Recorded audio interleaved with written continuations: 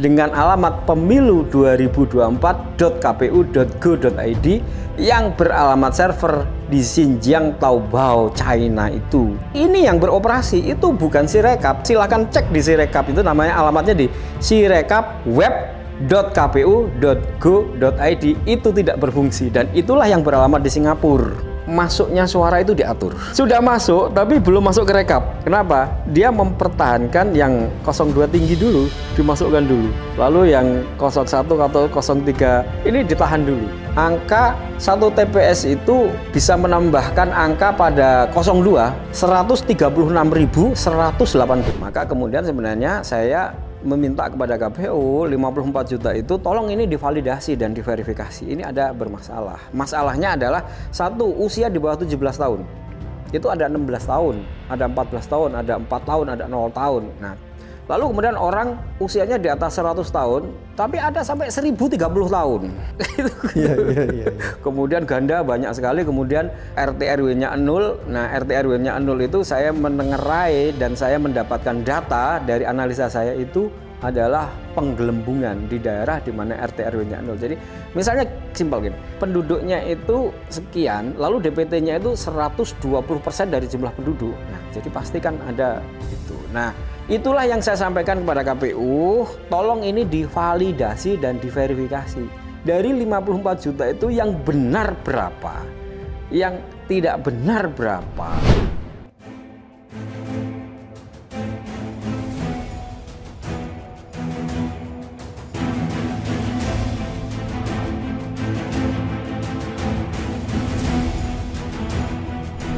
Halo sahabat Indonesia, kita bertemu kembali dalam Opini Rudi.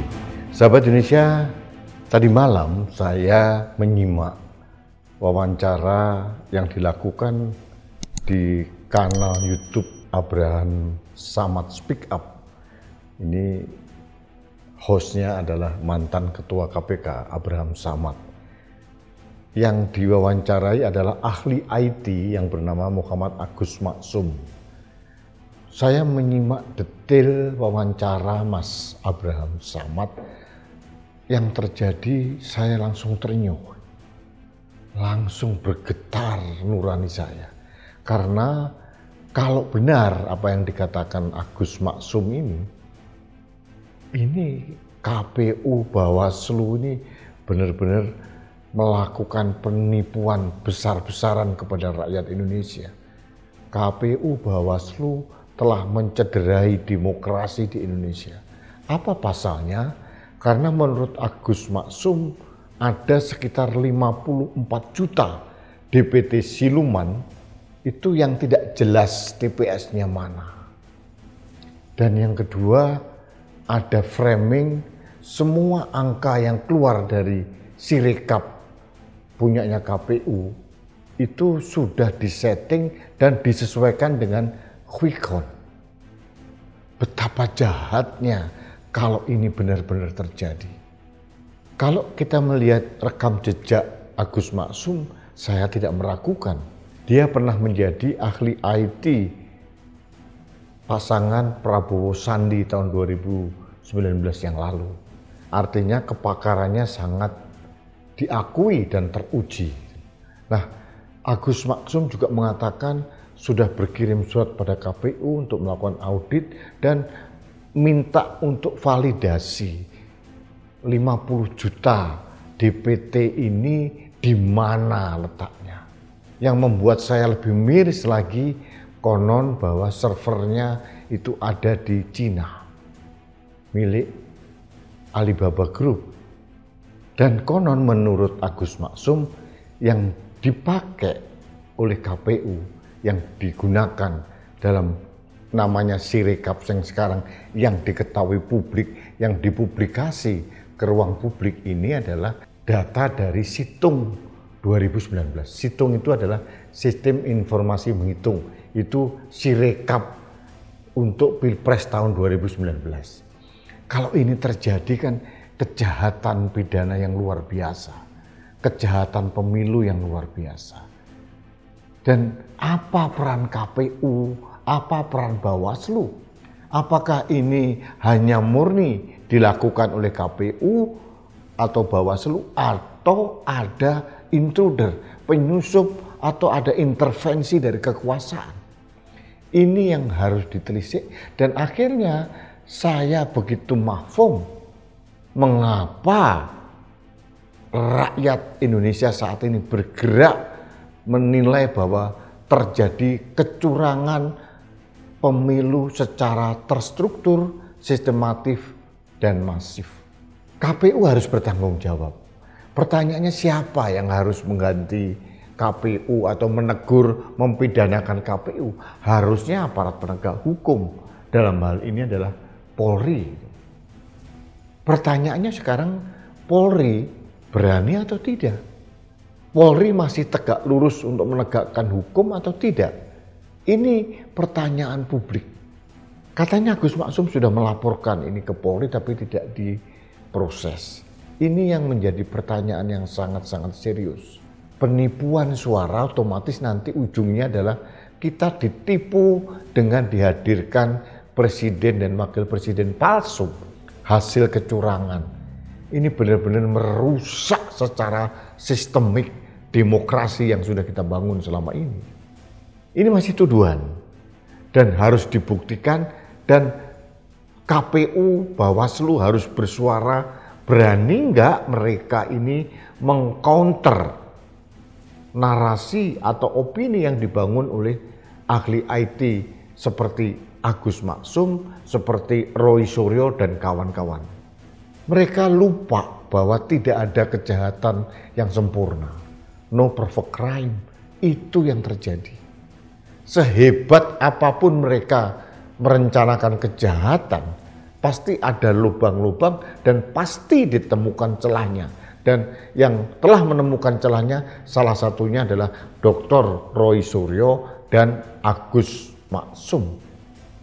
Jadi layak kalau saya katakan memang batalkan Pilpres tahun 2024. Karena penuh dengan kecurigaan, kecurangan yang sangat TSM. Suara kita itu seperti disabotase oleh kepentingan politik tertentu. Suara kita seolah-olah digadekan dan mereka berpesta pora seenak sendiri, dan ada pembiaran dari semua elemen bangsa ini untuk menipu rakyat dengan demokrasi abal-abal. Ini yang membuat saya sedih sebagai rakyat Indonesia.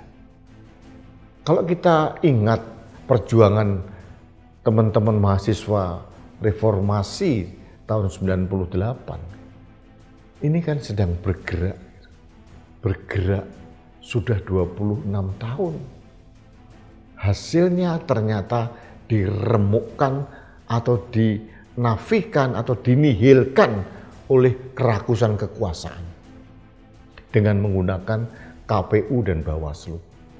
Harus ada penjelasan yang masuk akal dari Ketua KPU maupun Ketua Bawaslu maupun DKPP. Mengapa ada dugaan yang begitu spektakuler yang dikemukakan oleh Dr. Roy Suryo maupun Agus Maksum? Ini benar-benar tidak bisa kita diamkan begitu saja. Rakyat harus bersuara untuk menuntut keadilan dan kebenaran. Kita tidak sedang memperjuangkan siapa menjadi apa. Kita sedang berjuang untuk menegakkan demokrasi, keadilan, dan kebenaran. Karena ini jelas-jelas terang benderang menurut uraian dari Agus Maksum dan Roy Suryo, ada kecurangan yang sangat kasat mata dan harusnya bisa dibuktikan. Nah, pertanyaan saya sekarang, lembaga negara mana yang harus kita harapkan, yang bisa kita menjadi tumpuan harapan kita untuk menegakkan demokrasi yang sedang terubek-rubek oleh kepentingan kerakusan kekuasaan ini. Sistem ketatanegaraan kita rusak parah kalau ini dibiarkan begitu saja.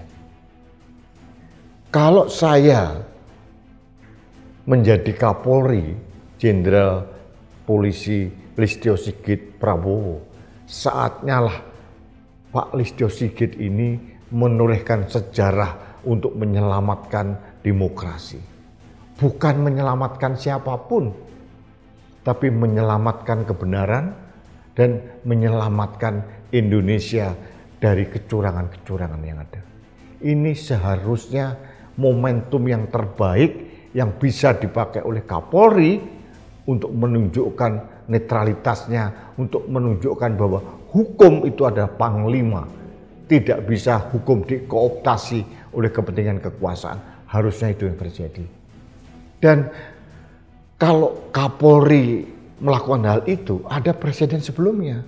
Dulu ada Kapolri hebat, legend, yang bernama Jenderal Polisi Hugeng Iman Santoso. Kemudian di awal tahun 2000 juga ada Kapolri yang hebat bernama Jenderal Polisi Suroyo Bimantoro. Nah, seharusnya sekarang adalah momentum emas, golden momentum yang bisa dimanfaatkan oleh Kapolri Jenderal Polisi Listio Sigit Prabowo untuk menorehkan bahwa beliau adalah polisi yang baik, yang menjadi panutan bayangkara-bayangkara Indonesia, bukan hanya sekarang tapi selama-lamanya. Pak Listio Sigit akan dicatat dalam sejarah emas Indonesia sebagai orang yang menegakkan demokrasi. Dengan cara apa? Mengusut tuntas ketidakberesan atau dugaan kecurangan yang begitu luar biasa yang dilakukan oleh KPU dan Bawaslu. Sekali lagi, bukan untuk menyelamatkan siapa untuk jabatan apa, bukan itu. Yang kita selamatkan adalah demokrasi, yang kita selamatkan adalah kedaulatan rakyat, yang kita selamatkan adalah rasa keadilan rakyat. Ini abadi. Dan mudah-mudahan aparat penegak hukum termasuk Kapolri atau siapapun yang lain mempunyai integritas personal yang bisa dicatat dalam sejarah perjalanan kebangsaan Republik Indonesia. Saya berharap gitu. Karena menurut saya kalau benar apa yang dituduhkan oleh Agus Maksum maupun Dr. Roy Suryo, ini adalah kejahatan yang luar biasa yang seharusnya aparat keamanan melakukan tindakan secara aktif, bukan menunggu laporan semata. Saya kira itu yang ingin saya sampaikan pada kesempatan ini. Mudah-mudahan suara saya, suara rakyat ini didengarkan oleh pihak-pihak yang berkepentingan. Terima kasih sahabat Indonesia. Kita bertemu kembali dalam Opini Rudi selanjutnya. Salam satu Indonesia, salam Pancasila, salam Indonesia yang berkeadilan. Saya Rudi S. Kamri.